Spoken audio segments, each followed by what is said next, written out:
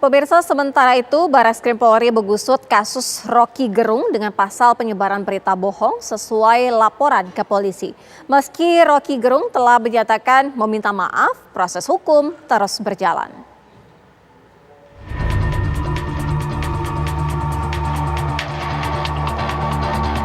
Barreskrim Polri kini mengambil alih laporan terhadap aktivis Rocky Gerung dari sejumlah Polda.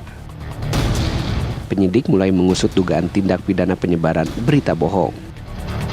Dilaporkan adalah terkait dengan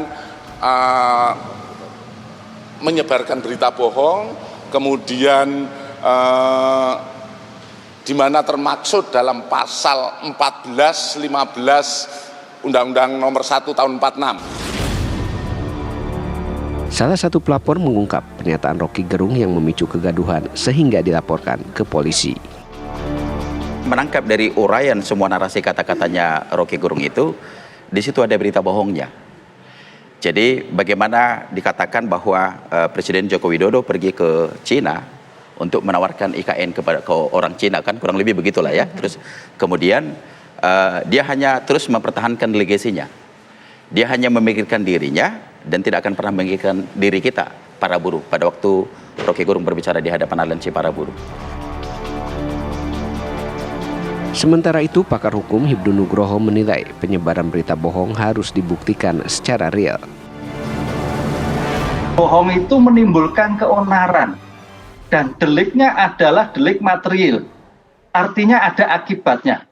Oleh karena itu, laporan nanti paling tidak harus didukung dengan bukti keonarannya seperti apa. Dan itulah. Kalau tidak ada keonaran agak sulit.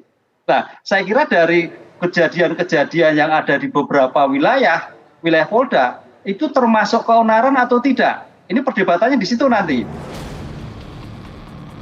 Menyusul terjadinya kontroversi, Rocky Gerung memberikan klarifikasi dan menyampaikan permintaan maaf. Poin saya adalah, sekali lagi saya garis bawahi, saya minta maaf karena peristiwa itu membuat perselisihan ini makin menjadi-jadi itu. Itu intinya itu. Dan tentu ini berbahaya di dalam tahun-tahun politik. Kenapa? Karena di belakang kasus ini berbagai macam kepentingan ngincar untuk mengeksploitasi itu. Bagi pelapor, meski Rocky Gerung meminta maaf, tetap dibutuhkan kepastian hukum ada atau tidaknya tindak pidana. Kontroversi pernyataan Rocky Gerung terjadi saat dosen filsafat UI tersebut menjadi pembicara di hadapan para buruh di Bekasi, Jawa Barat. Tim TV One mengabarkan.